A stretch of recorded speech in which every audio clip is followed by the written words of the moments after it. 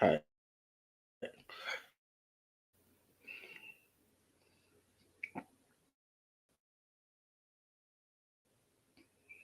All right. Now we're back. Sorry about that, ladies and gentlemen.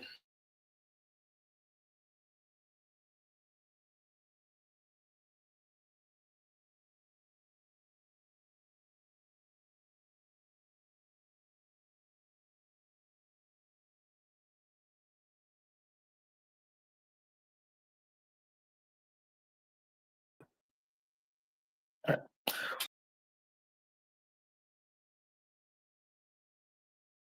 Favorite time of the day. My favorite show right here. I love the moment that we have. I love the opportunity that we have right here on the show. And I love that we're here right now, giving you the best that we possibly can each and every single day.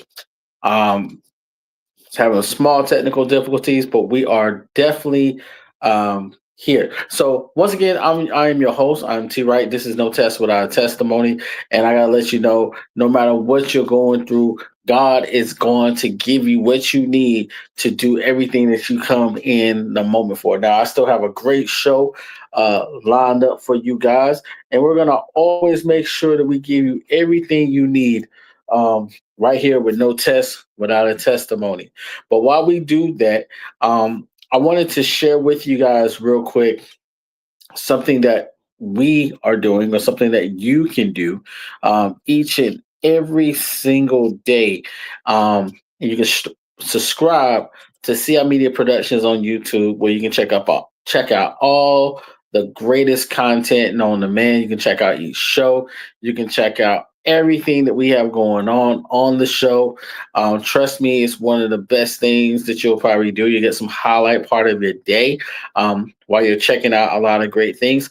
Also, also another thing that you can do is tell your family and friends about what we're doing. You know what I'm saying? Because you can always let people know what we have going on.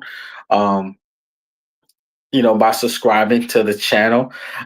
That's one way you can tell everybody what we have going on. And if you have a unique story, we want to hear from you as well. So you can always hit us up at CIA Media Studios at gmail.com. That's CIA Media Studios at gmail.com. And also, what you can do is you can always sow a seed to this great show. Now, one way you can do that is you can go to our Cash App, $ positive content. We always want to make sure that we're sharing positive content all over the world. And one way we can do that is always make sure that we're seeing each and every one of the individuals every single day in the same aspect. You never know who you may touch or who you may come in contact with on a day-to-day basis. And one of the things you can do is always make sure that you give moments when moments is due. Um, now we definitely know that I am a football guy, and I love football. I love football, and I love all sports, but I love football. And we got a lot of stuff that's trending in the football world. Now, a lot of teams has knocked down their 53-man roster. And while they've been knocking down their 53-man roster, they've been doing a lot of things to get them together. And one way that they've been able to do that is they had to get the people that they really wanted on their team part of their team. So I don't know about you guys, but if you've been following along with sports, one of the biggest things that comes on is a lot of people talked about the Sanders family. They talked about, Shiloh Sanders, and they also talked about Shador Sanders recently. He's not the only one that we've had a conversation about, in the barbershop area and so forth, but he is one of the few that we continue to have a conversation about because he is literally that dude. He's literally that guy that we definitely want to know what's going on, like what's going down, what's going on with him. Now, Shiloh Sanders has been waived by the Tampa Bay Buccaneers. A lot of people said that they saw this coming. I personally, myself, I love the fact how he was. So I didn't personally see it coming. But what I did see coming is a young man who was really wanted to be a part of a team, who really wanted to be a part of a situation. And that is what he wanted to do. Unfortunately, he got waived by the Tampa Bay Buccaneers, and he was not able to be a part of the team on the active roster. Now, it's a possibility he might get picked up on the practice squad, or another team could pick him up. So that's pretty cool, and that's pretty dope in that regard. Um, we'll shift gears. His brother Shador Sanders, they decided to keep four quarterbacks on the roster, so he's right now on an active roster. They'll see exactly how that's going to work out well for him, but I'm very happy for them both, because think about how hard it is even getting an opportunity to play on that type of league and level. You just got to always be healthy, play smart, and do great things. All right. This show in particular, this is no test without a testimony. And I had a guest for the show, but right now he is stuck. So I'm not going to probably have him on the show now. But what I am going to do is I'm going to talk about something that we don't talk about on a regular basis. Most of the time we hear about it on TV shows, news, all of those. And I want to let you guys know, taking an opportunity to dive in something that I didn't say I was going to do this week. I was going to wait, but I don't think I want to wait any longer if I don't have to. So what I'm going to do is I'm going to talk about a very sensitive topic. It's called suicide. Now, I am a suicide survivor. There are so many things when I say that out loud that most people look at me and they don't think about, you know, people being suicide survivors. We hear about cancer survivors. We hear about people who have strokes that get back to a certain place. But suicide is a silent mental killer for a lot of people, and it doesn't have a race card. So it affects Black people, affects white people, affects everybody. And the one thing that I want to make awareness on this topic tonight is that you are not alone, but you can make it as well. All right. Um, I wasn't too sure if I was going to actually, talk about this subject. I had to take a lot of time of praying and soul searching and ask myself, am I comfortable enough um, talking about this? But the show is no test without a testimony, so I have to talk about how this particular test allowed me to get to where I am today, to have the testimony that I have today. So one of the things that I'm doing now is I got to take you guys back. I got to take you back a little bit over 7 years. Um, or right at. I was a newly married guy, and there were so many things going on. And I was trying to do everything I could for my family at the time. And I literally was over my head. I was so mentally, physically stressed out. And I know what you're saying. We as men, we are raised to say, man up, don't worry about it, and just keep going. That's what we hear, right? But that's not true. Um, a lot of times, let's just be honest, stats wise, men do not go to the doctors like they should, and we don't express ourselves like we should. Even the most happy people that we consider that are happy all the time probably express this themselves, or you would assume. But you got to look at a lot of entertainers who you may think is happy. They're not always happy. They're suffering something on the inside, and that suffering on the inside is something that they can't move forward to. Like I said, I know this was not the original topic. I did have a guest scheduled for today. Something came up, so we're going to do what God really put on my heart to do. So we're going to talk about suicide and how you can help someone no matter what. Okay.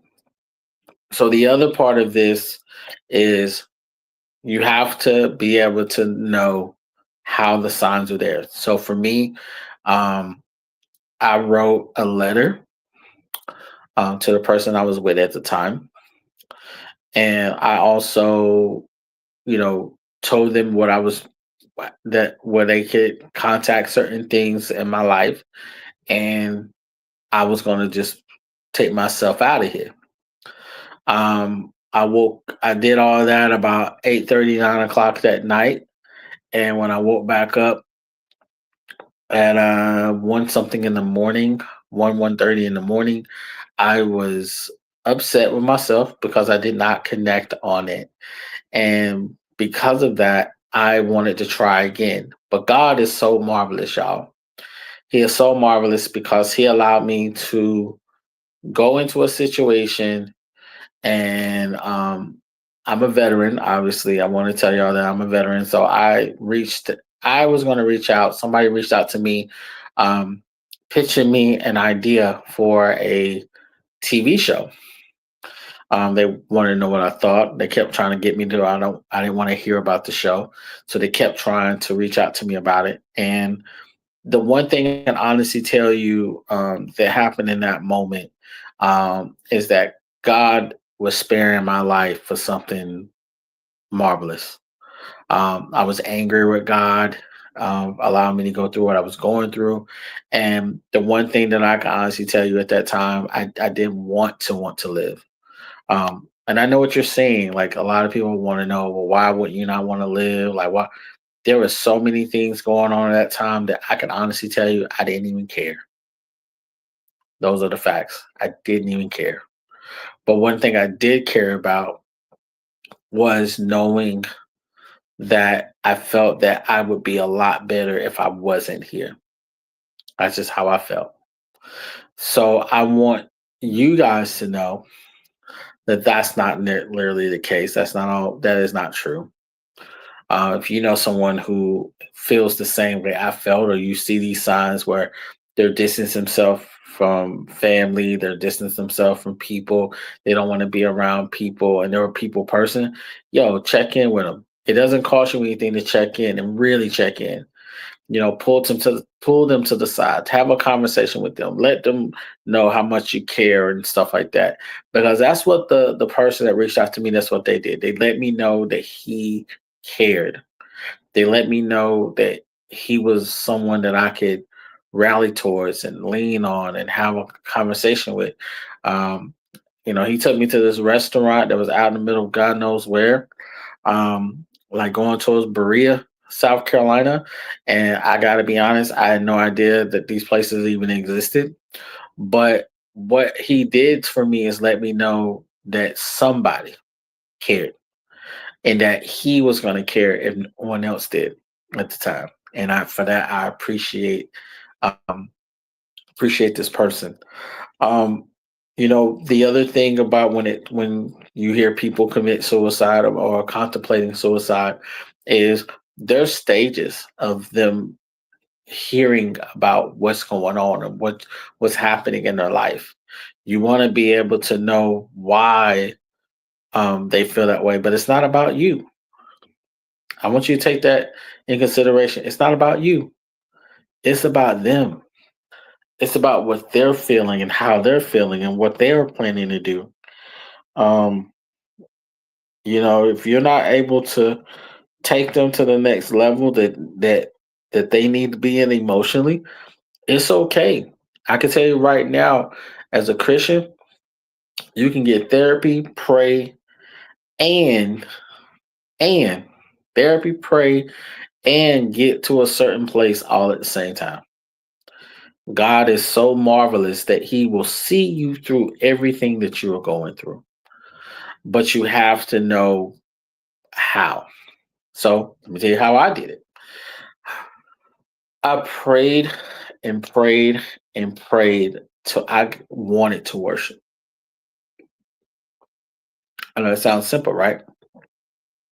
But it's not as simple as I wanted it to be back then. I prayed and prayed and prayed until I wanted to worship. Then after that, what I ended up doing was I started going to therapy. I started going to a small group in therapy. Um, I'm not a big medication advocate, but I do believe that medication can help you if you allow it to. Um, and I also made sure that I had conversations with some people that I knew that may cared about me. And I gotta be honest, that was some trial and error moments right there to know who cared. Because I would hear people talk behind my back and they would tell me that I didn't think they cared. I would hear people, say certain things behind my back and they would tell me I don't think they care. So I know for a fact from this point of view, um, that it can help you. It can help you. Um, I think I can help you. Um, you reach out to me, I definitely will pray with you. I'll pray for you. I'll pray.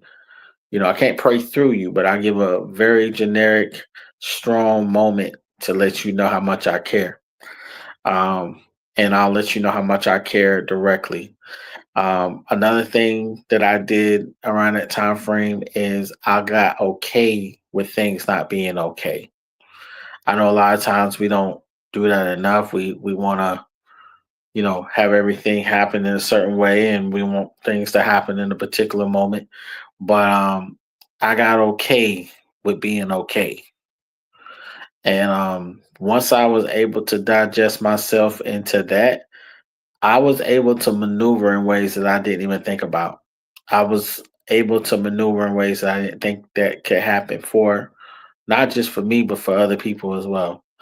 Um, like I said, at the end of the day, um, I know this was definitely not the show that I prepared for sure tonight, but it's something that's been on my heart for a while. And the one thing I've learned is when God puts something in your spirit and on your heart, you don't want to not do it. You want to be able to do it in ways that you can not only thank Him for the journey, but you thank Him for where He's allowing you to go within that journey. Somebody gonna catch that. Um, and I know for a fact that God maneuvered me. One last big thing that I can tell you about if an individual is going or contemplating suicide, the one thing that I want you to know is really please don't make it about you. If you're the one on the on the end that wants to help them, don't make it about you. That's the number one mistake that a lot of people do is they try to tell them how important they say they are to them. And that person is already in the headspace that they don't think anybody's important to them. So don't make it about you. Make it about how you see greatness in them. Make it to where you know that you can push hard to be with them. Because they're in that one place of hope and part of hopelessness. And the hope side is you want to talk about that. You want to be in a place where you can help them eliminate the hopelessness. Because when you do that, that is where you can get to a whole new platform for a whole lot of people. Um, it's tough. It's tough to be in a certain place where you don't feel like you belong or that you're not there or people don't, care about you and stuff. You know, let's be honest, being an adult is not fun. Being a child sometimes don't feel like it's fun. Um, and there are children who contemplate suicide each and every day because they're being bullied, they're being, talked about, whether it's they don't have the right clothes or, they look a certain way or, um, so one thing that we have to do is people, adults try to help build their self-esteem up. And then as adults, we have to learn how to continue to know our self esteem can be built. And that's one of the things that we have to do day in and day out. Now, like I said, this is no test without a testimony. So I want to let you know the testimony side for me is that I realized that I did have some worth. I did have some people who probably wanted to continue to keep rocking with your boy. And I did have some people who loved me enough to allow me to love myself and get to a place where I wanted to love myself. So, with that being said, you can make it. If you're contemplating suicide, I want you to email me at cimediastudios.com. That's cimediastudios at gmail.com.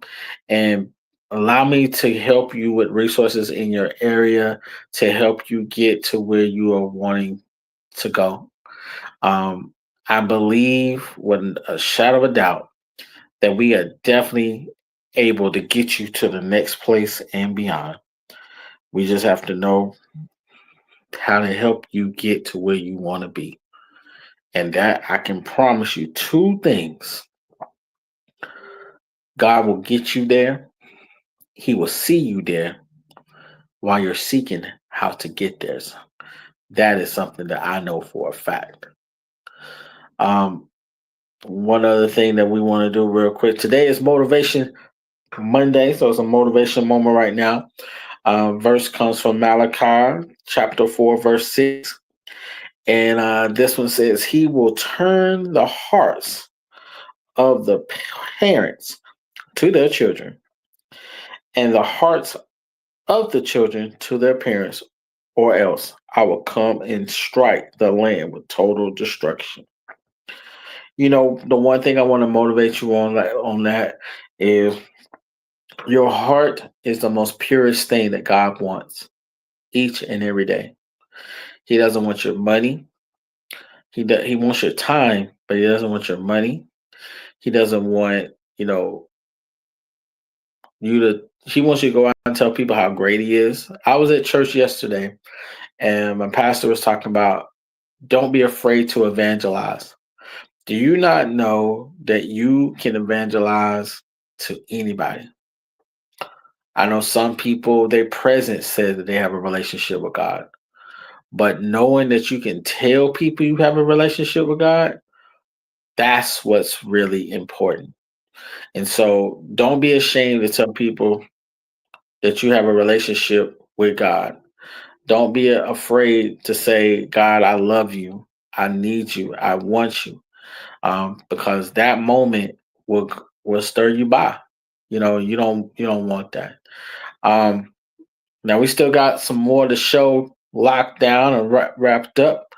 Um, so we want to be able to get back into the swing of things as much as possible.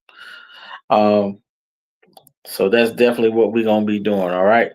Um, we got our guest still here. I wanted to come on and talk about what we had going on, but um, my brother Mark Waring is actually here, so I'm going to get him in. Let's have some.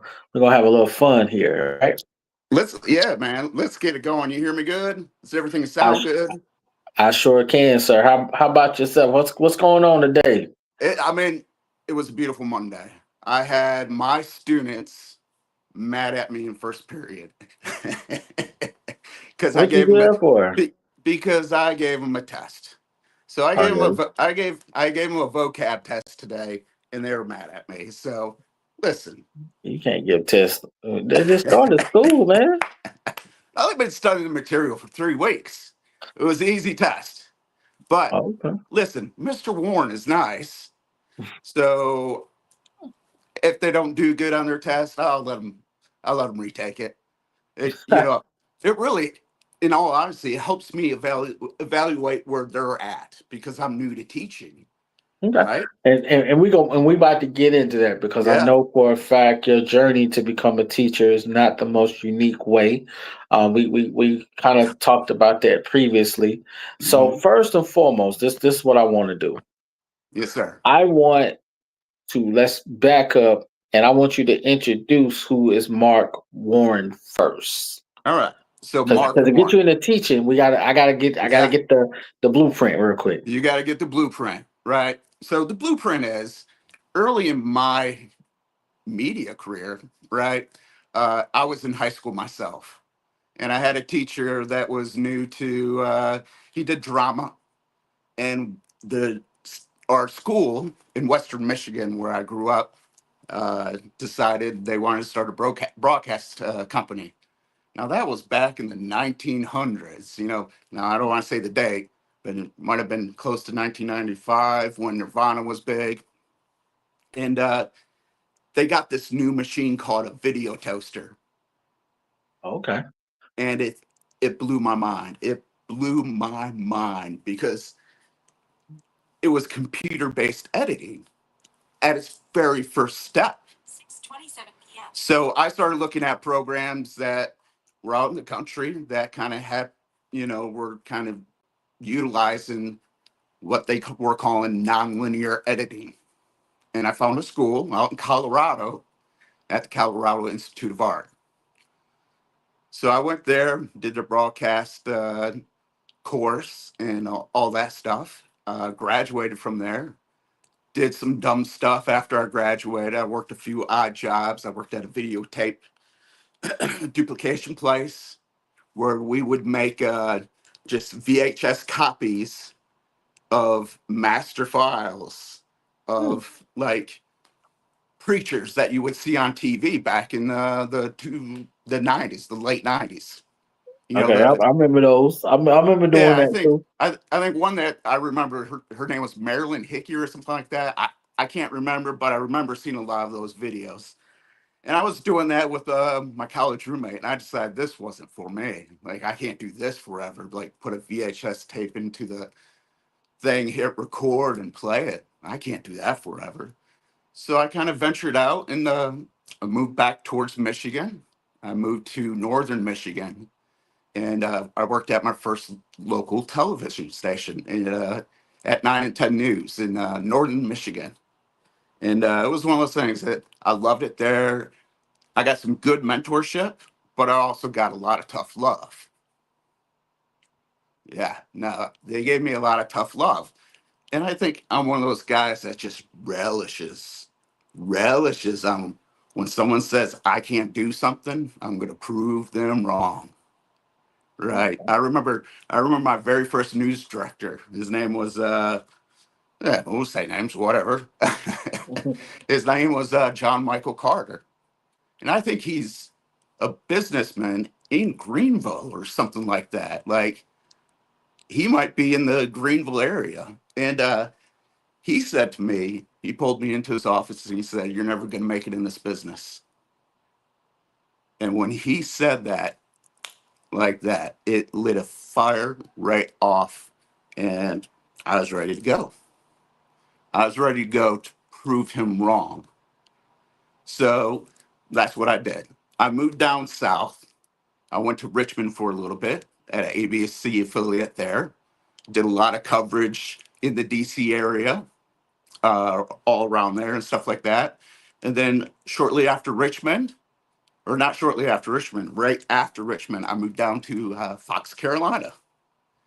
Right here in the upstate, beautiful Greenville, South Carolina, and I think it was 1999.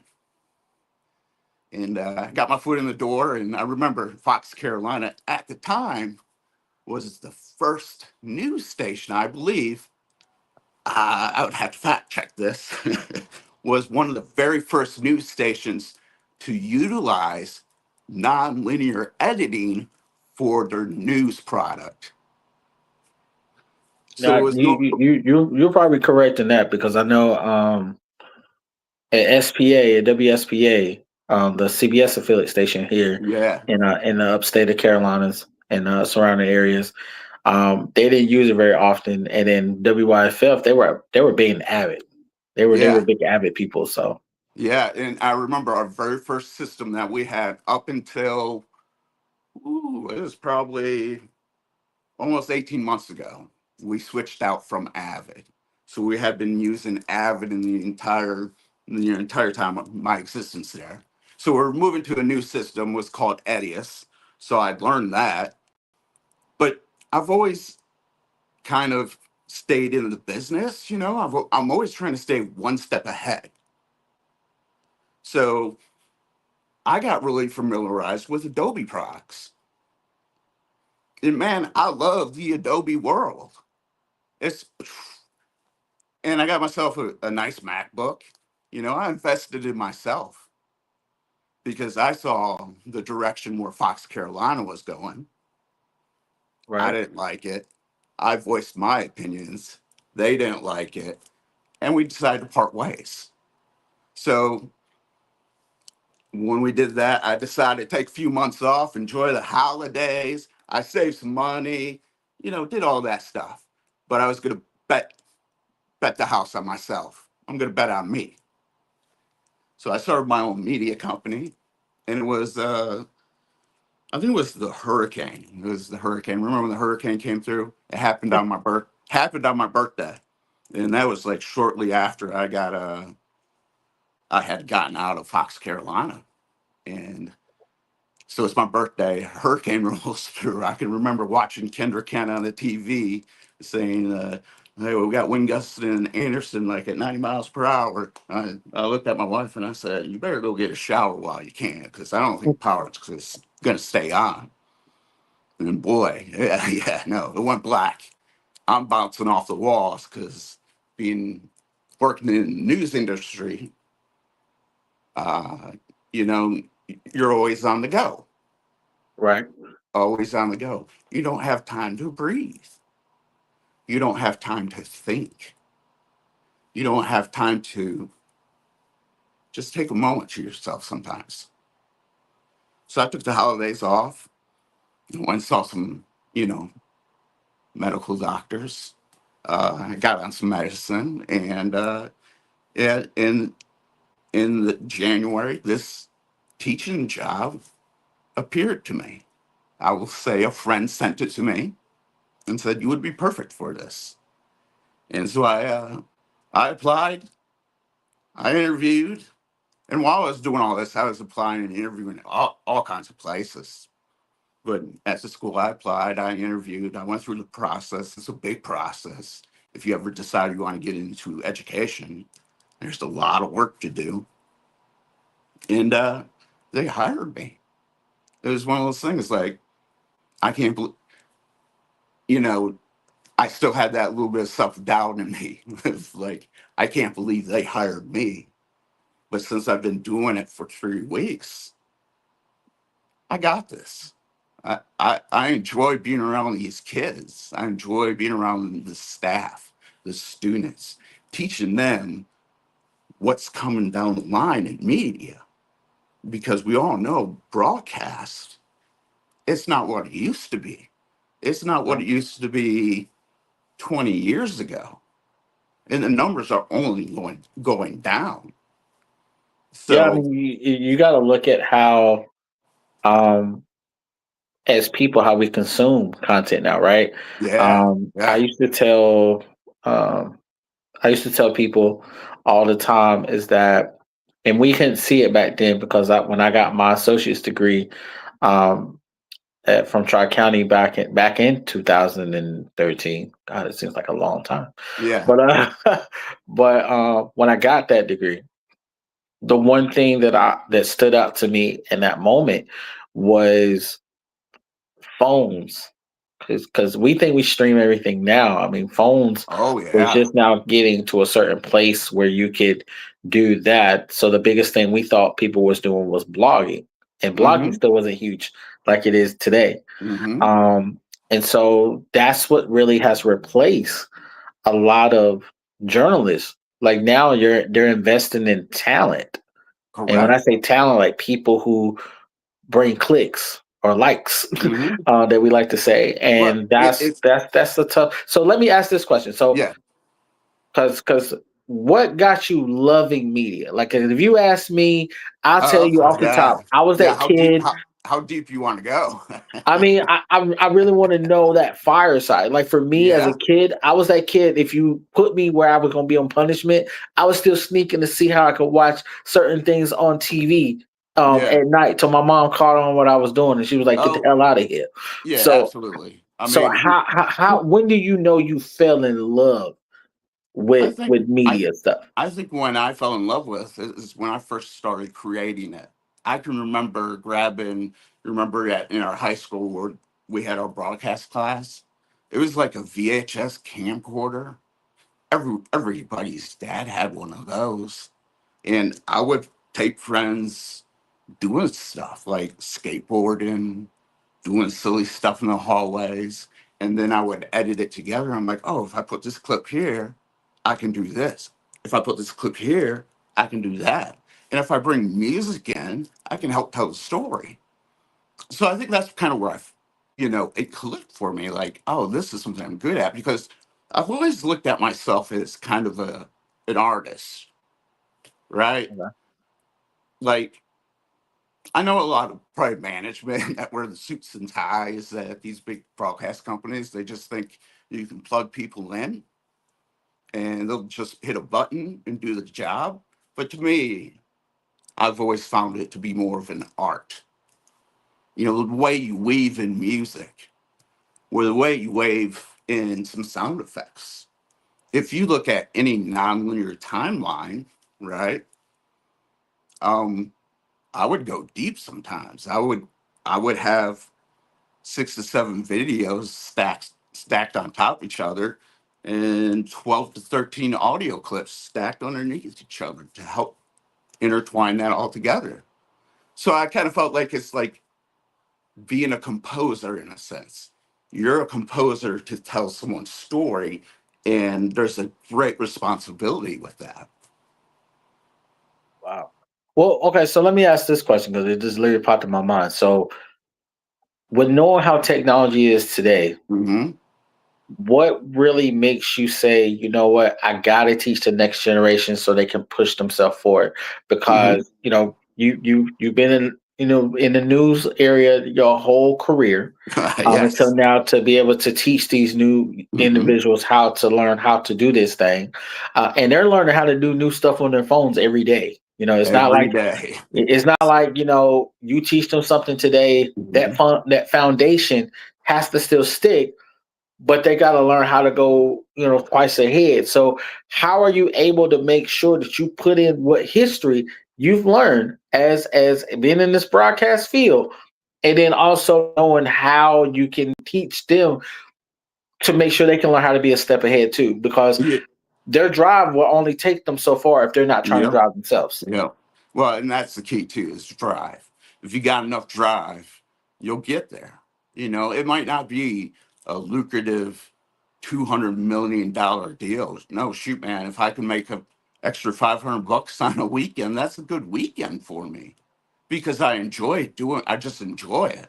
But I think what I hope to teach the kids is how to look at it more as an artistry with technology because that technology is going to change the world. We're not getting rid of AI. It's not happening. It's going to be here forever. Why not use it as a tool to help you paint a better picture, to create better art? And that I think what viewers will start seeing, especially on the Facebook and the TikToks and all that stuff, is people will start seeing the quality that some people are putting into their work. But I think you're always going to have those quick hits and stuff like that. And when I did start my own media company, one of the big things that I will look at is analytics. I'm a numbers guy. You think about it. I love nonlinear editing. I figure it out. It's just numbers. I love numbers. I view the world in a bunch of zeros and ones, right? Right. Just a bunch of zeros and ones, and we can replace those hopefully to make a better story. Maybe we'll figure it out and make a better world where everybody's treated with kindness. um, but yeah, I just think kind of helping them, teach them the responsibility you have when you put your voice out there for people to hear. you can say some very mean, negative stuff. And we've seen it. We've seen it from politicians and we've seen it from employers. But how do you get your message out there without distracting from the main points? Well, and I think for a lot of younger people or just people that's getting involved in this industry, I remember um, when I used to work third shift at SPA, in the old we call it the CBOT room, the people that's Yeah. helping cutting all the commercials and stuff.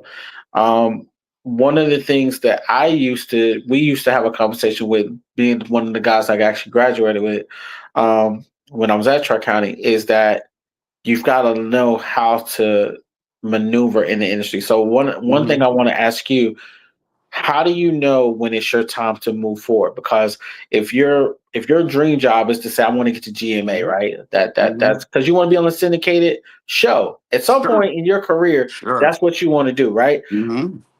How do you keep a person motivated and knowing when you live in a market like, let's just say the Greenville market, it's a top 30 market, Oh, it so is. Yeah. how do you want to be able to keep them motivated, because it's a long journey to get somewhere like a GMA or Hmm. or Hmm. a big NBC affiliate station, something like that. Hmm. Like how do you keep that student motivated? Well, I think you just tell them, like, one of my things that one of the phrases that I say to them is, you got to earn your stripes. You got to earn your stripes to move on, be better, and uh, hopefully get noticed. And by doing that, you do that by work ethic. If you're willing to put in the hard work, the time, the effort, dude, the world's wide open. And there's things that I kick myself about, that an opportunity that I passed up on, or something I didn't do. But I think when you get to a certain age, like you do, like us, you know, older man. I mean, you can figure out how old I am if you want to, but I think you kind of become more mature and you look at life in a whole new light of, you know what, let me do something that makes me happy. Let me do something that gives back to the community, so I can be a good steward, not just for myself, but for the students that I'm teaching. And it was actually, I was at a football game. It's funny. I was at a football game shooting it for Fox Carolina, and a kid came up to me, a player from the team, and said, "Hey, Coach Warren." And he was this tall boy playing the offensive line, and it was senior night. And I remember, I recognized who it is. I'm not going to say his name because I haven't talked to him in quite some time. And he said to me, "Thank you." He just said, "Thank you." And when I coached him in baseball, he had a hard life. He had a hard life. So when I saw that posting, when that friend sent me that posting, and it was at that school, I mean, that was my calling, you know. But to keep the kids motivated and stuff like that, I think teaching them the good ethics of being good writers, visual storytellers, uh, don't fabricate information, uh, don't use it to hurt people, and use it in a way where it will help inform the community. Mm. Well, I mean, and the reason why I brought that up is because that night when me and my coworker, ex coworker, was talking, um, there were two things he brought up. Hmm. One was he knew to go to school the age he went to school, and I said, "Well, why Hmm. do you say that?" Because I want to say he was in his late 30s, early 40s when he told me this. He's like, "Well, because I was already married, I've already got kids. One of my kids about to go off to college. If I was wanting to work in syndication type of stuff or get to Hmm. a place to be in a syndication, there's a possibility I might have a job today, and then like 2 years from now, I may not have a job." Yeah. And I wouldn't have that thicker skin today to try to move forward. Yeah. And I was like, okay, like that's a very weird way to look at it right now, but Mm-hmm. okay. But then you do have, now with TikTok being the way it is, and Mm-hmm. we got these Instagram reporters and Mm-hmm. Facebook reporters and I, stuff like I, that. Um, I called them pretty princesses. You but know. but Yes. it is tough to tell a young person, especially a Mm-hmm. filmmaker. So I can tell you from this Mm-hmm. point, a filmmaker from that lives locally, especially Mm-hmm. if they're in the Carolinas at least, um, to be able to have an opportunity to still want to do their art and just go in and have fun to learn. I Mm-hmm. think when we put a stigma on that we have to make money from it, Mm-hmm. which most people, if they don't have a sugar mama or somebody taking care of them, or some lady, Yeah. they have to think about how they're going to make money from it because they can't eat the art sometimes. They Mm-hmm. can't just come out like I'm gonna eat the art.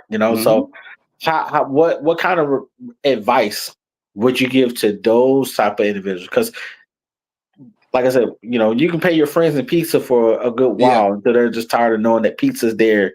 Mm-hmm. How do we get ourselves back in making money? Um, do we go for a particular genre, even though that genre Yeah. does not make us any money? Type of vibe. Like Yeah. how do you structure that conversation with people? Uh, I think I got a good answer, but can I get a quick drink of water Yeah, and I'll answer that? I'm gonna run off right over here.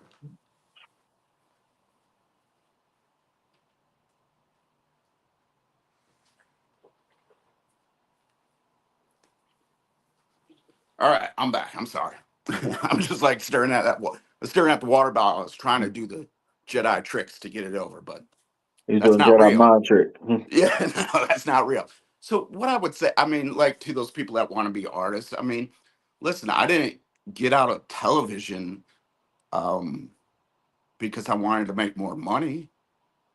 I got out of television, especially local broadcasters, because I valued my mental health and well-being more. That was more worth to me than anything in this world, and that's part of the reason I left. Not the whole reason I left. Um, I mean, there's more to that story. We can get back to that later if you want to just remind me of like what's the straw that broke the camel's back.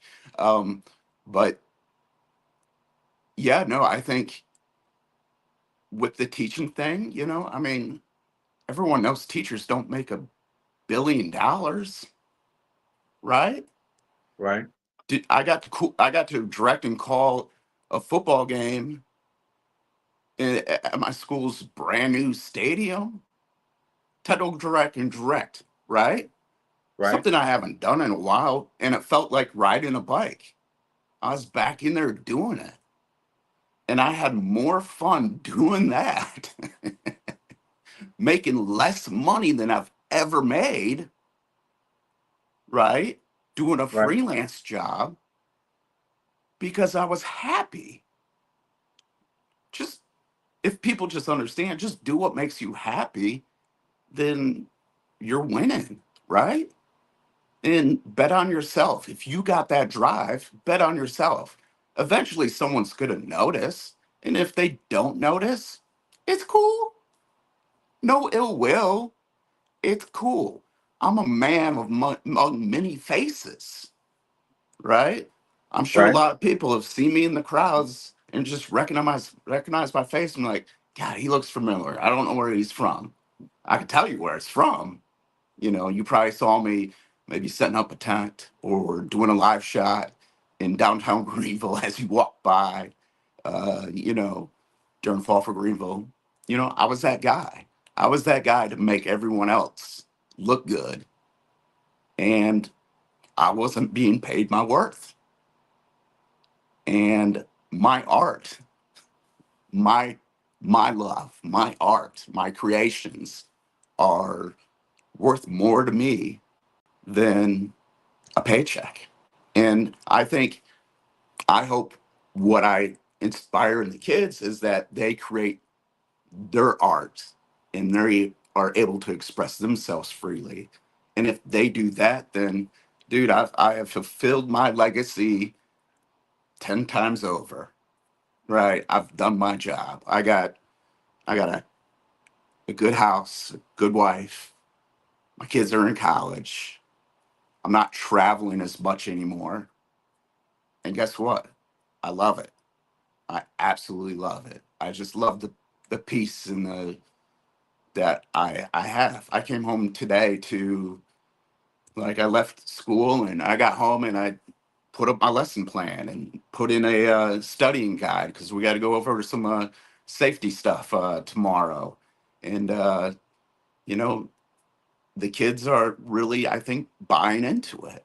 They're really enjoying it. I got some good students that are excelling, that are going to be, hopefully someday, maybe the next great journalist, maybe the next great storyteller, or maybe they'll do something completely different and Mr. Warren inspired them to chase their dreams. If I can do that, I have And succeeded. and I'm glad you brought up them chasing their dreams. I know there was a time where a lot of parents um they told their kids to go do something that make them a lot of money. I mean, I'm a product of that. Well, My mother said the same thing to me. Um, but at the same time, that's not always as realistic. Like for example, you may know a nurse or someone in the medical field makes a lot of money, right? And there's yeah, nothing wrong with that. yep. But if you don't like people Hmm. consistently, probably not going to do pretty Hmm. good in that. And Yes. so, how do you make sure that you keep that kid motivated? Because they may have a parent at home that says, you playing around with these cameras and stuff is cute, but I need you to go to college to go make all this money. How do you keep that kid motivated? How do you put life into them?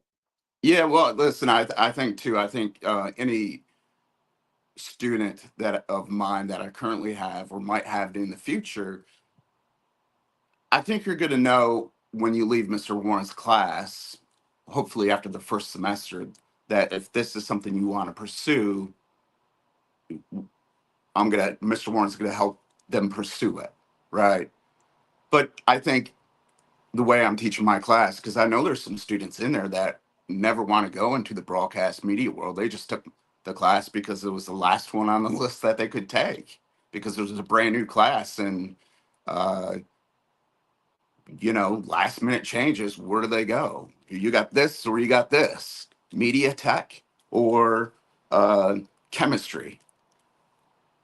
I mean, I would have been the kid that chose media tech because I wasn't any good at chemistry. So it's just kind of trying to find that wedge into why they're in my class. You know, if a student wants to be a nurse down the road, well, she's going to have to know how to communicate. If a student is going to be um, do lawn care, they're going to have to know how to communicate because they're going to have to not sell, but they're going to have to post on their social medias. They're going to have to embrace places like Facebook, TikTok, all those social medias, whatever the next great one's going to be. They're going to have to know how to utilize that to get them clients.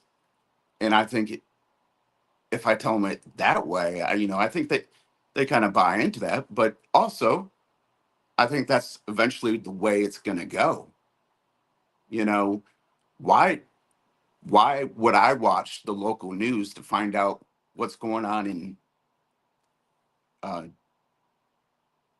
Georgia? The Georgia South Carolina state line when I'm all the way up here in Lyman. That has no effect on my life. I can just swipe past it, right? Right. But at some point, you're gonna have, hey, did you guys hear about this story in Lyman? And there's gonna be a trusted person in that community that's going to give them the news in a way that benefits the community. And that's where being a good steward is, a steward of what you're doing for the community is so important. But, those kids that want to be a teacher or be a musician, communication, media tech is something they could absolutely learn and probably should learn because of the way technology is just moving so fast. So I yeah, mean, and I appreciate you saying it that way because I know a lot of times, especially more parents now. I mean, we're in a situation where millennials kids are the ones in college these days, yeah. um, and their mindset is saying, "Hey, I remember when I had to use dial-up internet versus what we got now." Top of Put the it AOL, makes you sound put the really old AOL when you disc say in. that. It makes you feel really old when you say that, Yeah, but yeah. it's the truth. You know, it really is Uh-huh. the truth. Yeah. Um, and so you know for a fact that a lot of people may or may not really watch the news. I mean, I do. I watch the news, and I agree with you. We're gonna touch on the mental health side in a Mm-hmm. quick second, because I agree with you. A lot of times we don't watch the news. At least I don't watch it as often as I used to because I worked in it, and it's depressing. Like you get to Yeah. a certain place that you saw the same story 13 times before you can walk out the door, And um, yeah. And what's whether the you common create it or not, and what's the common phrase in the newsroom that everybody knows?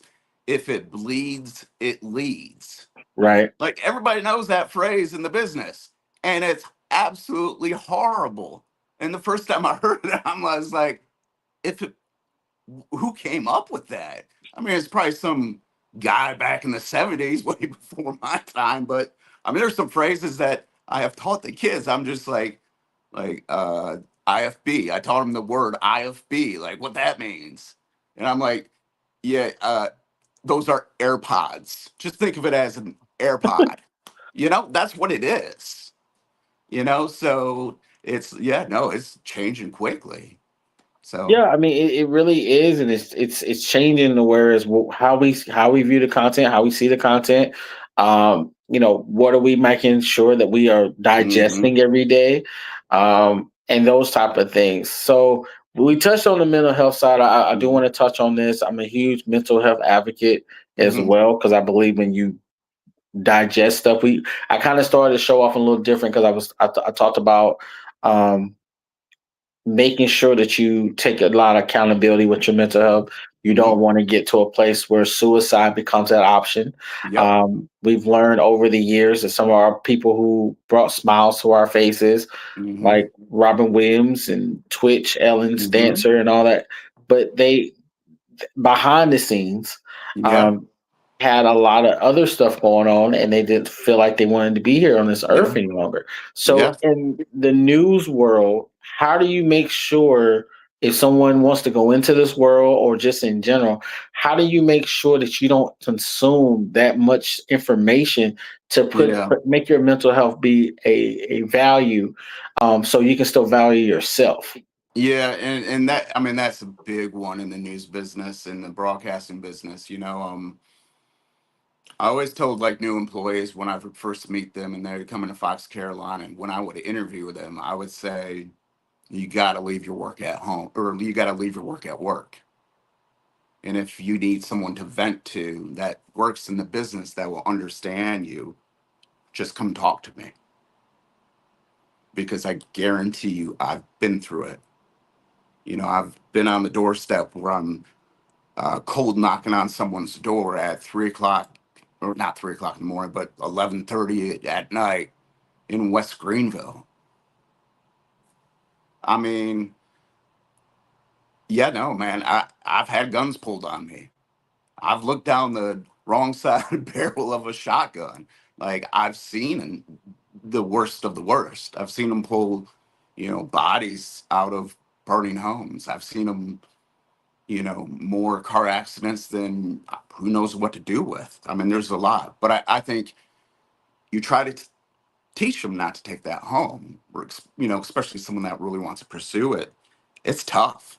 It's tough not to take it home, especially when you're a father and you see children that were killed. It takes a toll on you. And I think it was just one of those things with all of that and everything that was going on with management at Fox Carolina just collided. And it was one of those things, it was just like, it hit me hard. And man, I was in some dark, dark places. dark. But I had those friends, those people that were willing to pick up the phone at the right time or send me a text and say, "Hey, how you doing? Haven't heard from you in a while." So I don't know where I would be if I didn't have that good core around me. My parents, my wife, my children, even though they probably think I'm weird and strange, which all kids do. But yeah, no, just having my inner core around me to protect me and let me get healthy. And when I took that into account and what I was going through, I mean, dude, I had a full breakdown. Like, I was a mess in October. I was a mess in September. I was a mess in August. I don't even know how I got to work those last few weeks. It's all blur to me. Um, but I knew my health came first, and it was my wife and I talked. I think it was right around the 4th of July, and we had a serious conversation. She looked me dead in the eye, and she said, "I can't do this forever." And I knew exactly what she meant. Me coming home, just unloading on her. I just couldn't do that anymore because she's going through her own stuff, right? Right. And it's so much for someone to bear. So, you know, we made an agreement that we were going to wait until Labor Day weekend, which is right around our anniversary. Our anniversary is the first, so it's coming up. Right. Uh, and It was right on our anniversary, and we sat on the back patio and we said, "All right, what are we doing?" And we had already started working on an exit plan, getting things in order, so that way, if we knew September 1st of last year that I was going to be leaving, and I was going to be leaving on my own accord. So, but I didn't leave on my own accord. I left because I was traumatized. I left because uh, the management there was being verbally abusive. I left because of the toxic work environment that they were creating. I left because Gray Corporation decided that there's not a problem here. That's why I left. Part of Yeah, the reason I left. because you were there. If I'm correct, because I believe we had a conversation outside of this podcast, one day in life that I was going to come work at Fox at one point. You were there as long as Meredith was there before they got bought out by Gray. No, so I came right after. Yeah, no. So when I came to Fox, it was right when, because Channel 7 used to do Fox Carolina News. And then it wasn't Meredith who bought it. And then they moved it to the studios on Pelham Road where they already had a building. But Channel 7 was doing their newscast. Because Okay. my wife was working at Channel 7 back in those days. And so here's this new station that's about to start a new newscast, different from Channel 7, out of the Channel 7 studios in their own studios. And they got to hire an entire new crew. So I came in, I remember, like, so in the news business, especially when you're a photog back then, if you didn't complete 12 months, you had to reimburse moving expenses, right? So I had talked to the news director down in South Carolina. I think I talked to the chief photographer, and I told him I was interested in coming down because they had nonlinear editing. Because I heard their entire edit base were Avid, and I'm like, yeah, no, I want to go work at that place because I was tired of hitting the in and out buttons and queuing it up and playing it. Right, I was tired of that. Because there's a more efficient way to do it. Let's go work at that place. So I got down there, yeah, in 1999, and met my wife there, and that's part of the reason I stayed because, man, this is a beautiful country down here. I love it down here. Like the barbecue, come on now, They don't have that up in Western Michigan.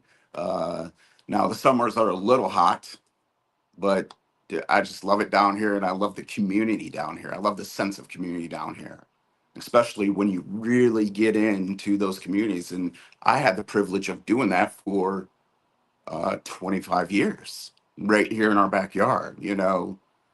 I know the different communities that are around this area, and there's some beautiful places that people still don't know about.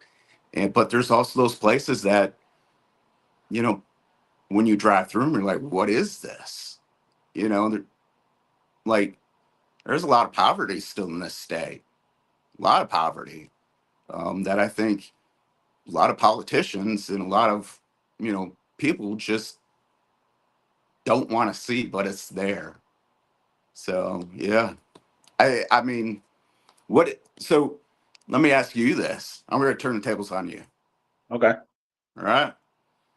So when you look at media being created today, how do you think the advancements of technology will make the product better or worse?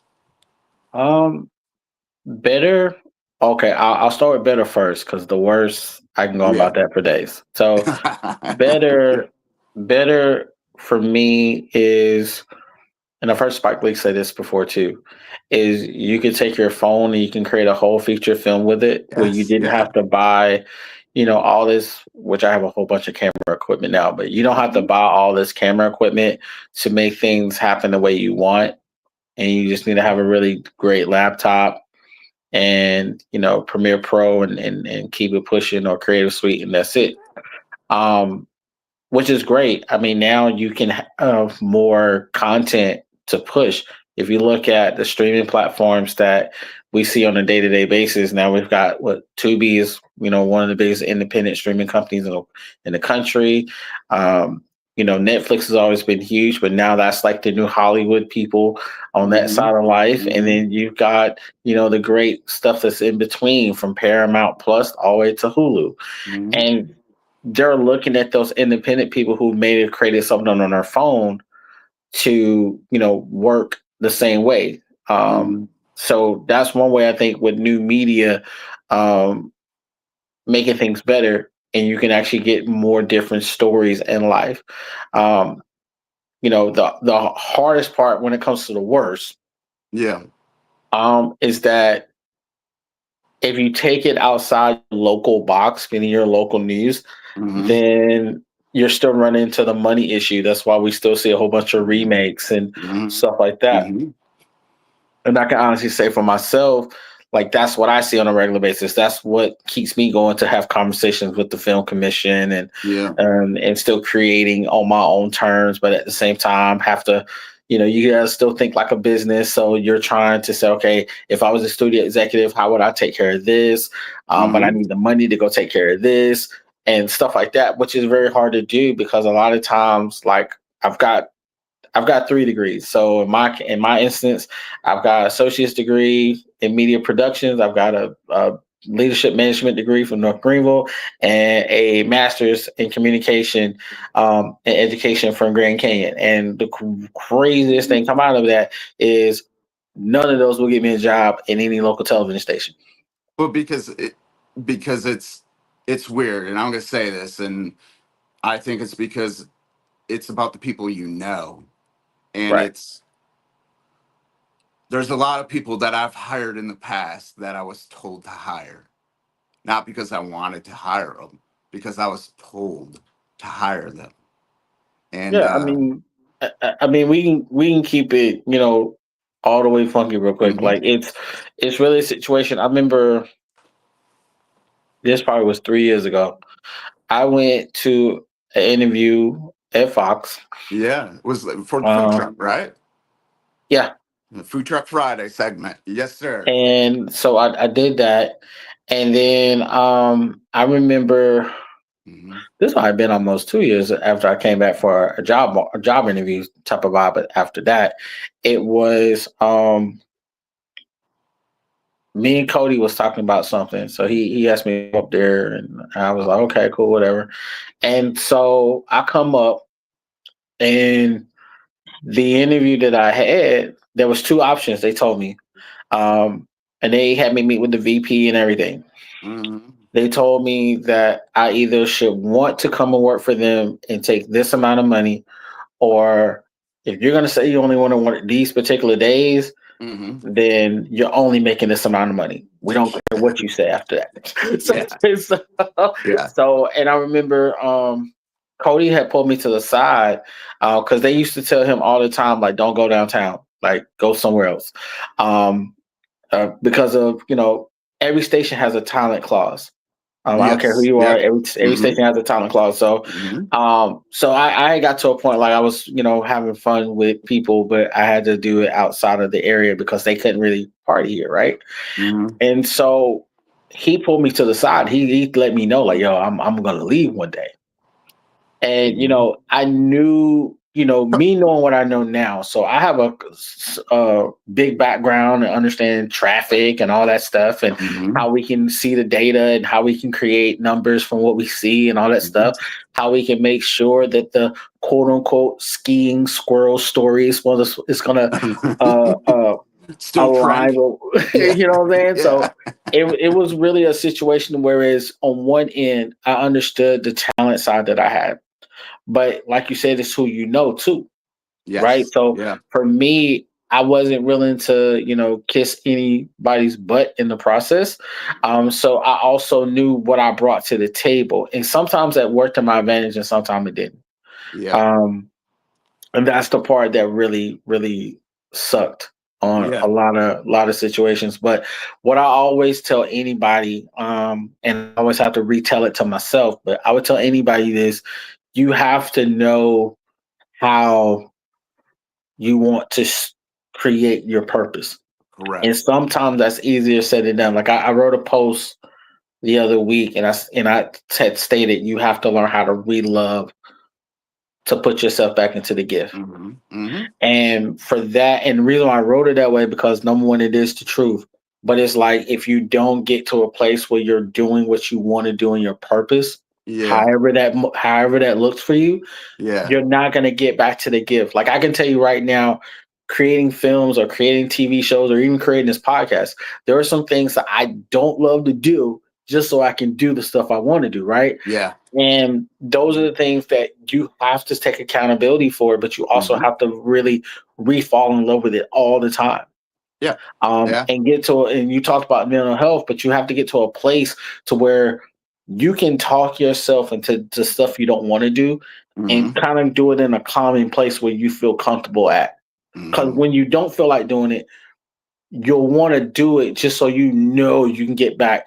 Like, so for me, it's about so I can get back on set, or I can get to do a cool interview like Yeah. I'm doing right now. Yeah. If I do the other stuff that I don't like to do, then I'm not going to get to a film set. I'm not going to get there, or a TV set that we're creating. Mm-hmm. I'm not going to get there, or I'm not going to get to do, no test without testimony right now. Like I'm not going to get to go do those things because I'm going to be, so mentally frustrated or so Yep. aggravated that I Yep. don't do the other stuff that I love.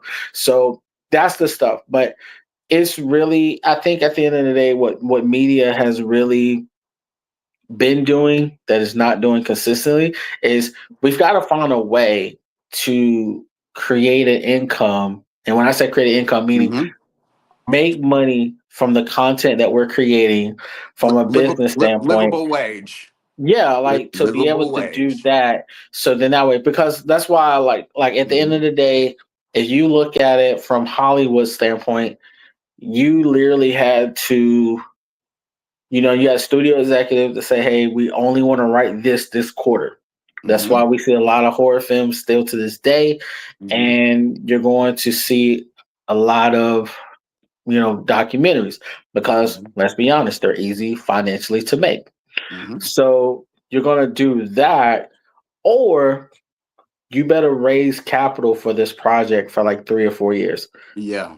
Well, And then, I think too. I think broadcast companies are getting into the business of selling the copyrights of their video, because while I was there, uh, that happened, and there's quite a bit of substantial money that companies like Netflix are willing to pay those broadcast companies to use a piece of video. And I'm talking like a short piece of video, shorter than a minute. I mean, it's almost someone's livable wage. At least it's a half a person's livable wage. So it's quite substantial what they are selling the video archives that they have to companies like Netflix, because that's the only way they're making money. That, But the, that's but the that's crazy it. thing with them being able to make money that way, they're not. At the end of the day, they're not showing. That's what the creativity side of trying to say, Yeah. okay, hey, um, do I stay here to go make this kind of money here, or do I leave? Because now this is the biggest conversation piece that people come and talk to me about. Um, and I was in that same shoes. I remember when I graduated from Tri County, I had three offers by the time I Hmm. graduated. 'Cause I tell people all the time the hardest thing after while you're in school is actually go get the job. Hmm. So so what I had was at a station down in Myrtle Beach, WJBF. I had a station that offered me a job down in Augusta, Hmm. which I didn't know much about. And then I had SPA. Hmm. I personally took SPA because I had already interviewed there, and my mentor he had just left from there, but he had left from there not because of what the station was doing. It was more him and his wife wanted to do something different, and they wanted to do it in a different market. Yeah. And I personally respected that. He actually told me directly to my face. So I was like, all right, cool. I'll go there because if things don't work out, I can like leave and go Other somewhere places. Yeah. local. You know what I'm Yep. saying? So Hmm. if I go to Myrtle Beach or Augusta, I got to really figure stuff out, and it might be a minute before I can figure stuff out. Hmm. So I might be homeless. I'm like I don't think I can take that far out. But it was really a headspace for me to whereas I do ask myself, what if I would have took the job down at WJBF? Yeah. Because I would have been a director in somebody's news department right now. Hmm. But Matter of fact, I but know I would have been that. but but the thing is too, is like I know what those directors are making, and those directors are barely making here in our market a livable wage. Yeah, I mean, It's it really does sad. suck here because you don't get to make what you assume. It Like you have Yeah. you have some people who might and I use this very likely when I say this. They might be making what 45, 48,000 dollars a year at best. Hmm. Um, but like you said earlier, is it worth you saying like I can make that and fall in love? Yeah. Or can I say I want to do this because I'll eat ramen noodles a couple of times a week and I don't care. Yeah. Those are the conversation pieces that you got to still stand on business at the end of the day Yeah. because if you don't do that, it's going to be really tough.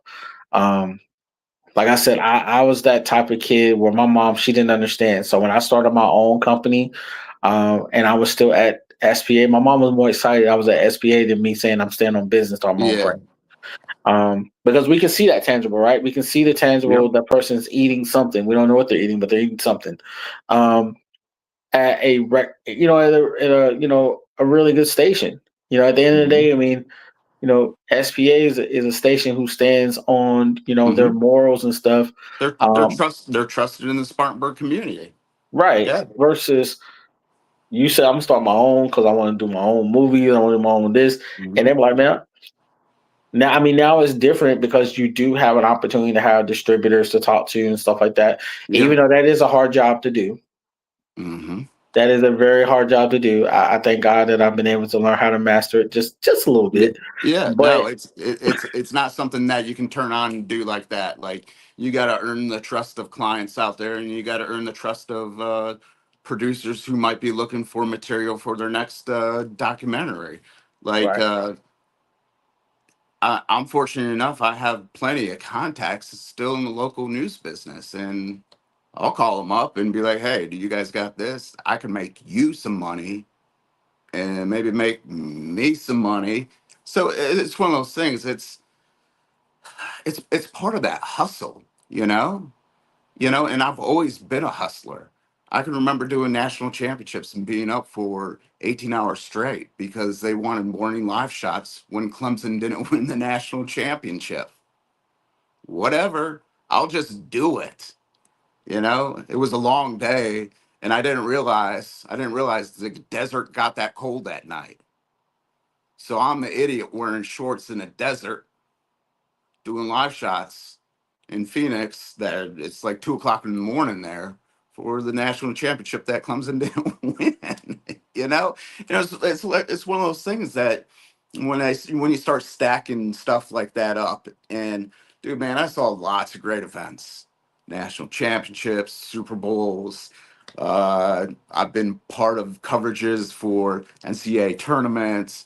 I've been in the White House, not for Fox Carolina, but I've been in the White House, the press briefing room. I've been in there. You know how cool that is? I mean, it's a pretty dang cool place. Dude, I think I was, anytime the president would come and visit the local area, I would always be one of the first people on the list to go through the Secret Service check. Like they run a background check on you every single time. Well, that's because you know what? I'm not an idiot. I'm not going to go out and party, get drunk, and drive home and do stupid stuff like that. Yeah, I've done some stupid stuff. Everybody has, but you earn those stripes and people gain that trust that you know what you're actually talking about. And that's kind of why, I'll just tell you why I left Fox Carolina. As I said, remind me about the straw that broke the camel's back, because that's the story that in the end did it for me. Fox Carolina entered into an agreement with a big university. You're right. Mm. And Wow. I'm not sure how much they paid or who paid who or what paid for what or whatever, but they had to hire some people for it because it was a big, big deal. And this is like a story of putting the cart before the horse. And so they were going to hire a sports photographer, producer, right? And they were gonna have to shoot the games on Saturdays, on the weekends, and do all that stuff. Do the Carolina Panthers. Like I had done all that stuff. I was good. I didn't want to travel. If there was a hurricane, I could go to it. Okay, I'll get a little wet, but it's something I enjoyed it. I enjoy every time I'm out on the field with a camera on my shoulder. It's fun, uh, but you know, our management had a really hard time sending files to people. And well, one day she sent me the file of somebody's contract, and it was I wasn't supposed to get this person's contract, right? Right. And what do you do with that? Are you a good guy and just say, "Hey, you gave this to me"? You don't do that after you've been yelled at that person several times. I was It was the middle of summer and they told me that someone had to cover the games, that I needed to find a photographer to cover the games. So I asked all my photographers. They didn't want to do it. They know how much work it is. It's a lot of work. You're traveling, you're putting stuff together at midnight. You work long, long hours in the sports department. And I was basically told, well, if nobody will do it, you have to do it. You're the guy. And when I was told that, and that contract was sent to me, and they told me that person, we hired a person, but they're not going to work the weekends. They're just going to be a producer. And they were making substantially more than me. That's the straw that broke the camel's back. Like, you're going to pay someone with no experience in local television more than your chief photographer? Make that make sense. And that's when I knew, like, nobody in this building at Fox Carolina especially in the management side, had my back. And listen, I'll be 100% honest. I had corporate involved. Corporate was involved. I was talking to, I forget his, Maurice Gibson is his name. He's like the head of HR for uh, Gray Corporation. He was involved. And yeah, no, they tried to get me to sign an NDA, this contract that I was leaving, because I was leaving, I was under contract. I was a contract employee making an hourly rate, not even a salary rate, right? An hourly rate. One where it was tough just for my wife and I just to make ends meet sometimes. A lot of families go through that. Um, Right. you know, but yeah, no, I mean, sure, we had tough weekends and stuff like that where we're like, all right, well, we'll just eat macaroni and cheese and grill some hot dogs. I mean, cool. That sounds like a good meal to me on a Tuesday night.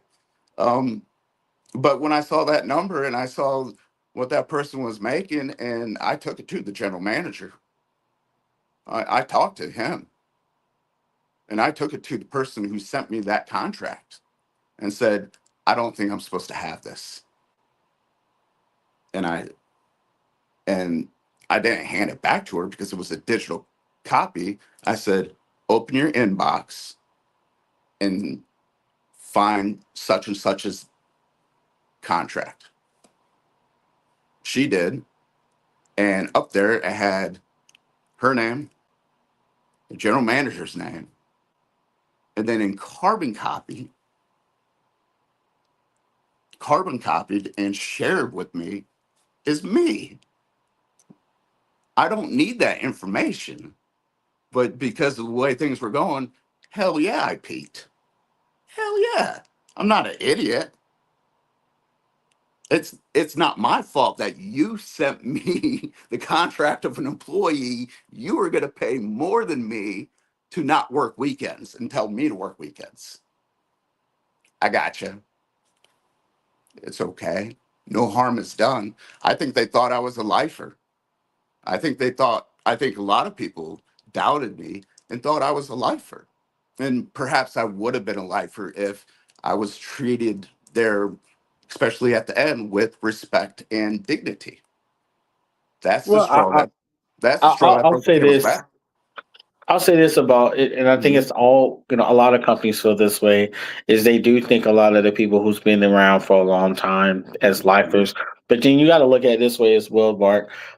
It allows you to see Yep. where your testimony of being able to help Hmm. these kids, I want to say Hmm. children, but these kids, Yeah, students. um, Yeah.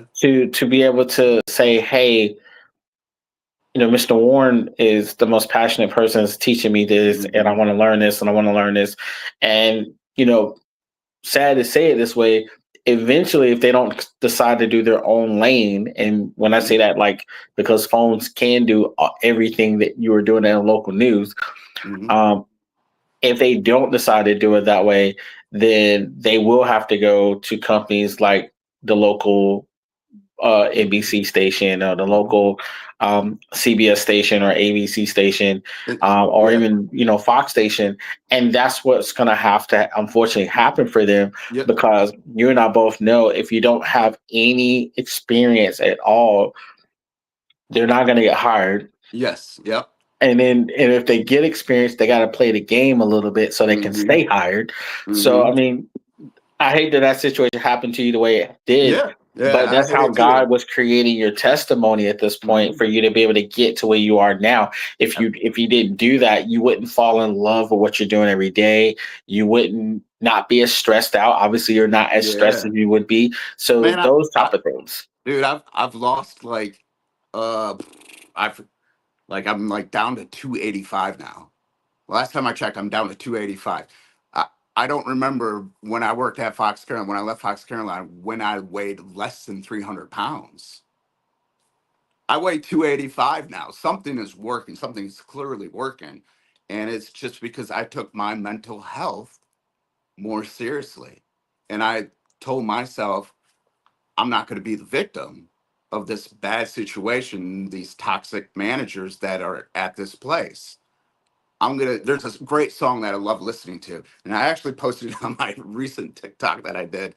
Um, it's a song by Arcade Fire, and it's called "Put Your Money on Me." Hmm. You know, and I was an Arcade Fire a long time ago. Like when they first came out with their first album, I was a big Arcade Fire. I think I went and saw them in concert when I still had hair.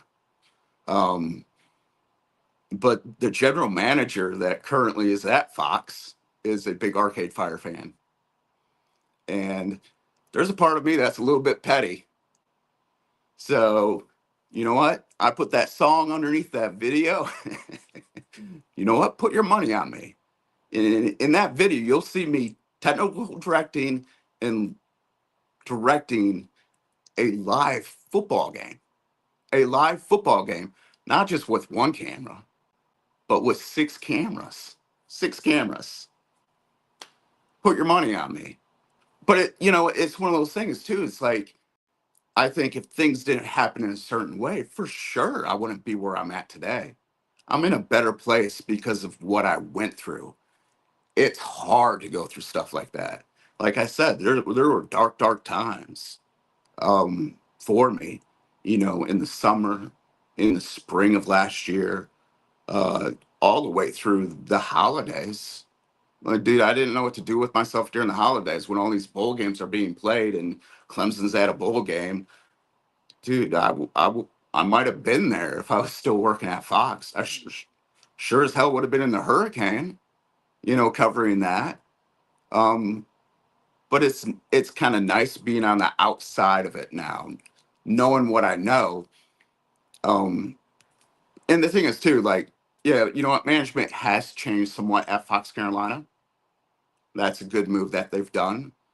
They really didn't address the issue; they just moved things down the road.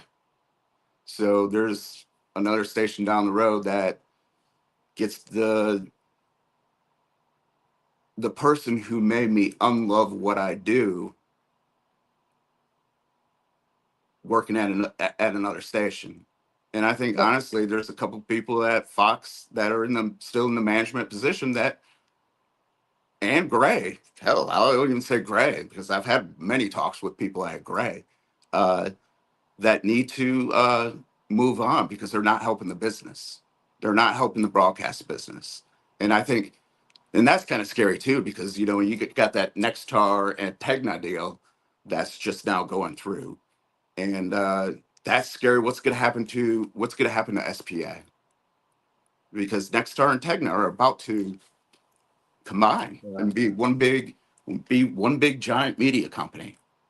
That's yeah what great. that That's what that Great that's Corporation is. that's going to be a scary situation for a lot of people. To be transparent and honest, because you've got I can't speak for the news department. Yeah. I can speak for creative services Hmm. and down in what we call the hole down in CBOT. It's a lot of people who won't have jobs for Yeah. whatever purpose. And that will suck because at the end of the day, nobody wants anybody not to have Yeah. employment.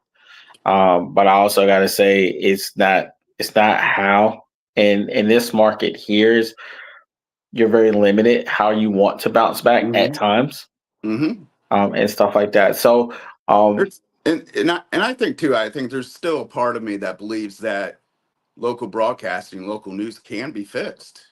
It can be, but I think the path that it's currently going down, it's dangerous. It's really dangerous the way local media is going, and now how everything is streamed. I mean, honestly, man, I cut our cable bill a long time ago. If I want to watch Fox Carolina News, they got a free app. yeah, It's free. It's free, right?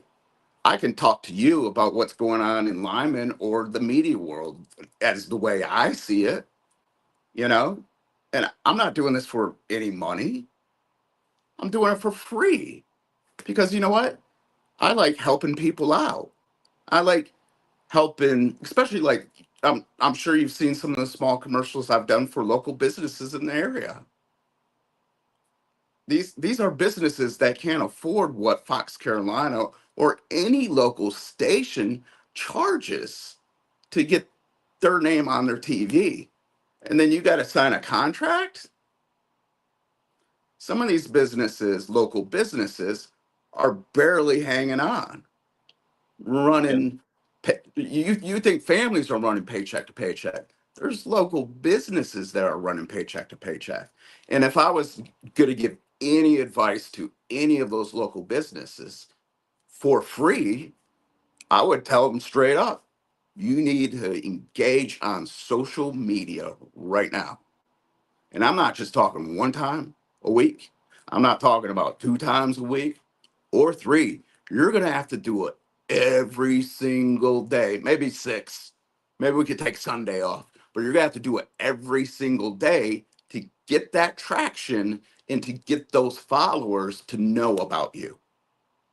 And that's where, I want to make sure that we touch on real quick before we wrap up Mhm. is that how do you feel where social media is going and where broadcasting is not seen? And and I'm gonna use Cody for example, since I talked about him earlier.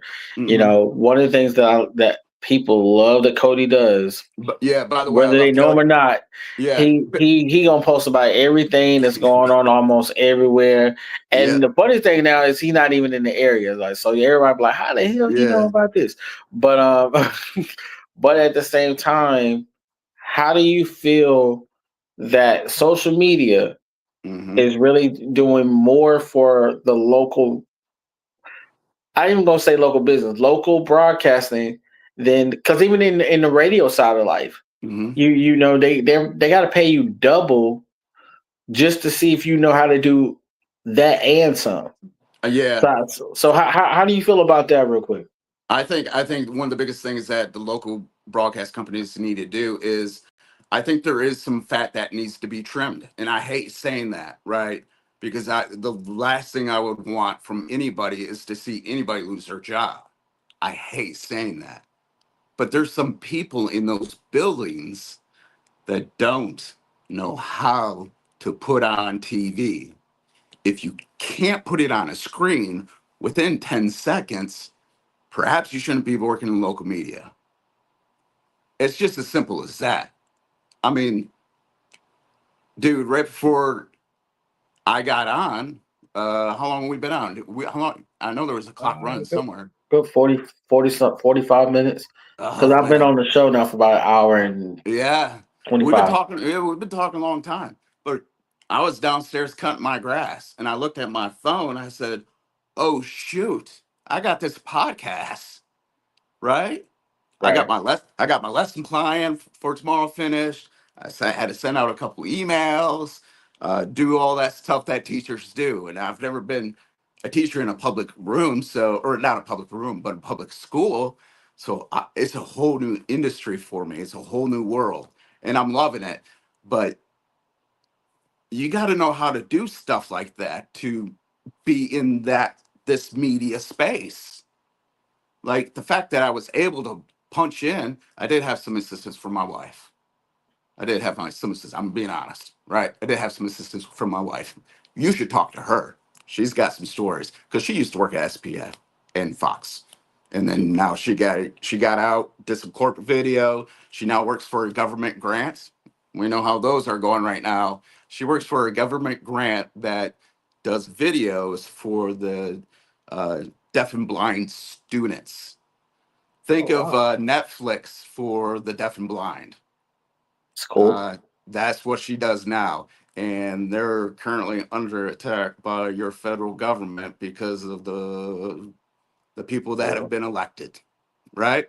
yeah. Well, I Yes. had a conversation with somebody about that situation Yeah. earlier today. So it's one of those things that the situation is tough for.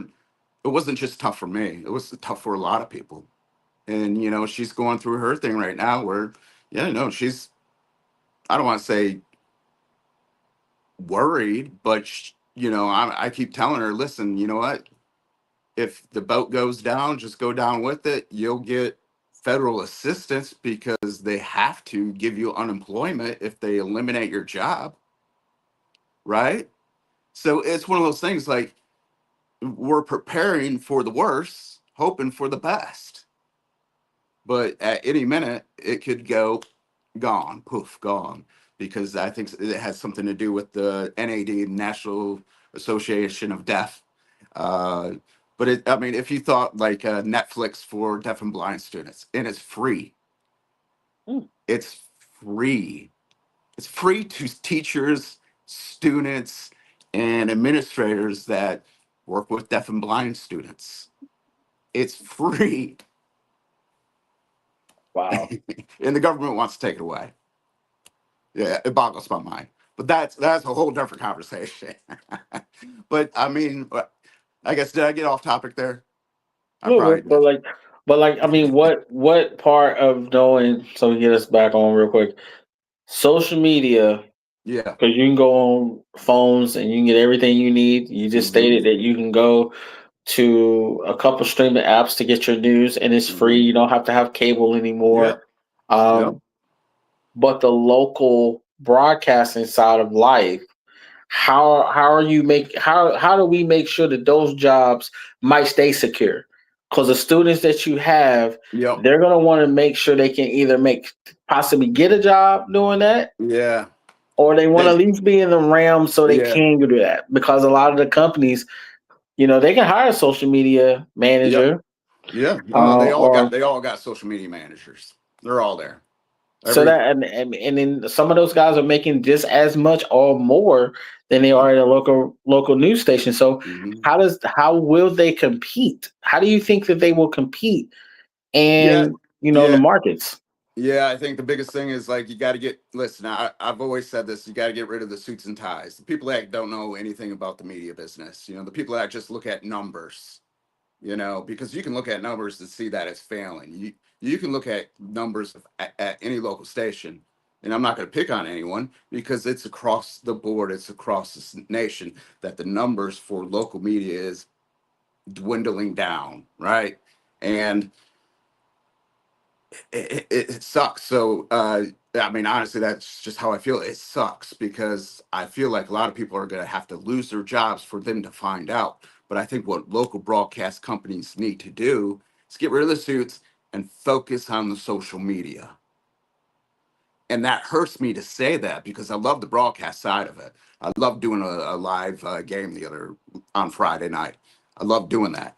Um, but I think local media is going more the way of social media. They're in it for the clicks. They don't count viewers anymore. They count clicks. And I think that's the way it's got to go. Like the viewers that view traditional television, it's a dying breed. There's not a kid in my class that has watched any local television in the past 3 weeks. They probably have now since they've met Mr. Warren. I've asked them to. I hope they have. But that's not where they get their information from. My son, who's a student in Alabama, he doesn't watch local news. He doesn't even have a TV in his room. He watches everything in the palm of his hand or on a computer. That's just the way it's going. We don't need big bulky TVs. I mean, you see behind me, I got a nice monitor. My MacBook just plugs right in there, and I'm in my edit pay, and I got Premiere Creative Suite because I love it so much and I can use it to help local clients. But I think for broadcast to be relevant and not die off like newspapers, they got to embrace the social media aspects of the world and they have to do it in a responsible way. I don't want to watch a video that's 3 minutes anymore. I want it in 30 seconds and that's all I want. I just want to know what the weather is, right? Weather is king. Right. Weather is king. That's a phrase that we've heard before as well. And if there's a homicide around me, I want to know about that. So I think someone will figure it out. There's someone out there that's obviously more technical, tech savvy than me. And maybe, hopefully, it's one of my students but I think there's going to be a way where someday you'll be able to pinpoint where someone lives in their phone, and you're able to just give them the snippets that hit their community, like a localized forecast right here in Lyman, South Carolina, versus waiting to hear what's happening in Greenville for the first 5 minutes. Just tell me what I need to know here in Lyman or Malden or Gaffney, right? It there's good Someone's gonna figure that out. And when they figure that out, they're gonna make a boatload of money. And I hope it's not one of the broadcast companies first, because I believe in entrepreneurship, and I think, I'm tired of the rich keep getting richer, right? Right. Man, I would love to have a nice vacation, go sit on a beach somewhere and do something like that. But I didn't get into teaching to make $1 million, right? I got into teaching because I love mentoring and being a part of something that is more than just me. And that's giving back to the community. That's hopefully inspiring a child to be the next great entrepreneur that comes up with something that saves broadcast media. And if that can Well, happen, man, that would be pretty dang awesome. I'd well, be pretty. one thing I can honestly come and say as we get ready to wrap up is that you learn how to level up with the tests that you've been given over the years. Yes, And yeah. on top of that, you've been able to learn how to pivot in ways that you can hopefully the next generation Hmm. behind us is learning how to do this thing, how to become, bigger and better than what they can do in the broadcasting world Yeah. and what they can bring to the broadcasting world. Hmm. And, at the end of the day, one thing that we have to understand and what we will learn is that we always have to make sure we can get bigger and better. We've learned over the years that a lot of times um, technology has got bigger and better over the years. Hmm. So the opportunity, how we're going to present it to the world, is going to get different over time. I mean, you got to think about it. We've been watching videos with babies in it for God knows how long for the last couple of weeks, Hmm. and now we can't not want to not see a video with babies in it. So that's Yeah. just how life has been transitioning and stuff like that. Yeah. Um, so I just think it's great. I think what you're doing is great. I think how you've been able to pivot and where you're doing in your career now is great. Yeah. Is there any last thing advice you want to give to any individual or young person and so forth that wants to be able to learn how to get into this broadcasting business, but they're kind of iffy a little bit. They're kind of Yeah. trying to say, hey, I want to figure it out, but I'm not too Yeah. sure yet. So let me wrap it up by just saying, listen, first of all, I couldn't be where I'm at without the support that I have, my inner circle that I talked about earlier. My wife, my parents, my kids, right? I wouldn't be anywhere without them. I don't know where I would be. So having that is so important. And I know there's so many students that are out in schools in today's world that maybe don't have the mentorship that I have with my father, um, and have a secure, home with a loving wife and husband like my wife and I.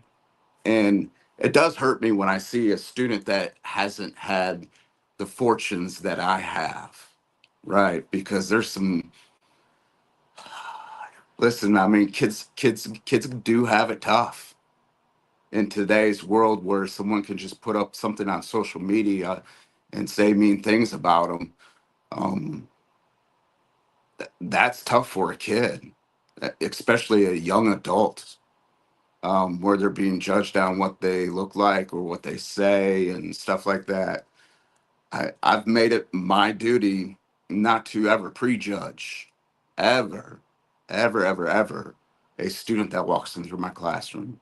Each student that walks through my classroom door, I'm going to give them the same opportunities, the same work that I would give any other student. I'm not going to take favorites.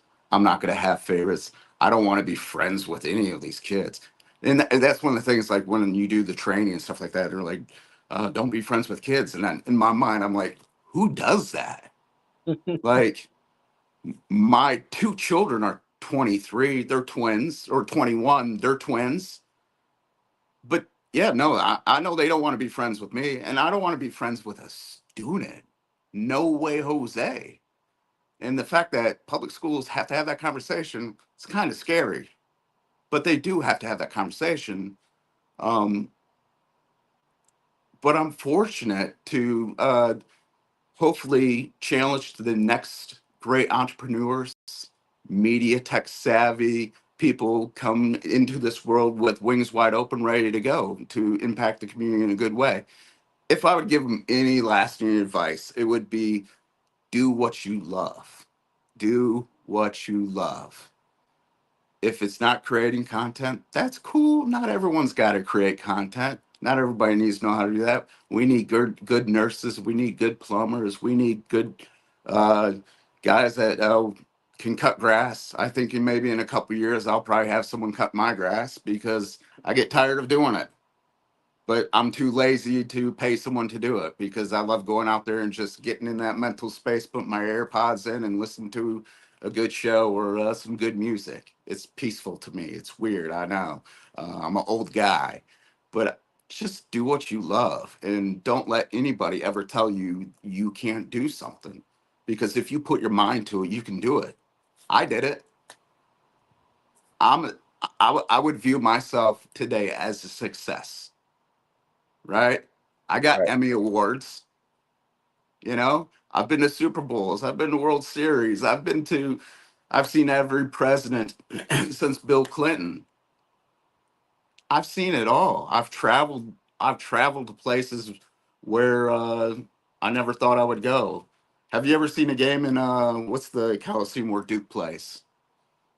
I Um, I have not. The biggest games I've seen yeah. with Duke have been at Little John, but even though they still be rocking though. Yeah, so I saw Zion Williamson from press row at up at Duke do that 360 dunk against Clemson that was on Sports Center for the next week. I was press side right there with my laptop. Aaron Cheslock, our sports director, he wanted to shoot the game, so he was underneath the basket getting the video. Dude, it was one of the coolest things ever. But you know what we did after that day? After What that you do? sweet 360 dunk, we flew out of Durham to the Super Bowl, Super Bowl 50, where they sent Cody Alcorn out to later. And I'll let Cody just tell that story when you get him.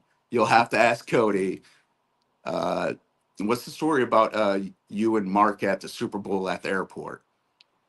Because there's a really good story there, but I'll let Cody tell that. I, Uh, I'll but have yeah, to go ahead and get Cody on the show because yeah. there's a couple things that even to that point, a lot of people love. First of all, a lot of people love to follow him on social media. That's number Oh one. yeah, no, he's But and the thing is too, like I've had the pleasure of working with him, and he's a dream to work with. I've been in hurricanes with him and stuff like that. I think we're at the oh, it's not the Isle of Palms. It's over there by Savannah, Tybee Island. We were on Tybee Island, getting off that island when one of the hurricanes was coming in, and we got off just in time, right before it started flooding. And I remember looking over at Cody and saying, "That might have been too close." I mean, But we, it's but definitely fun, and he's yeah, definitely a fun person to be hmm around and to connect with, um, and everything. Well, one yeah, of the things, guys, well, Mark, first and foremost, man, I want to thank you for coming on tonight. I want to thank you for sharing your story. I want to thank you for sharing the things that helped you get to the testimonies, all the tests that you had yep. from, starting out up towards Virginia area, bringing you down to not the dirty South, but down to the South. The Um, barbecue, man, the barbecue and the wife. It's that Southern um, cooking. It got me Hey, fat. that Southern cooking, man, they'll put you where you want to be a lot of times. Oh, And I didn't know what mac and cheese was before I moved down south. So now I oh know. wow, Yep. and so that puts us in a position. But I want to say, your students are very blessed to have you, have your knowledge, have you as an individual to be able to teach stuff to them on a daily basis. Um, At the end of the day, man, just want to know that you are a blessing. You are a vessel of being a blessing as well.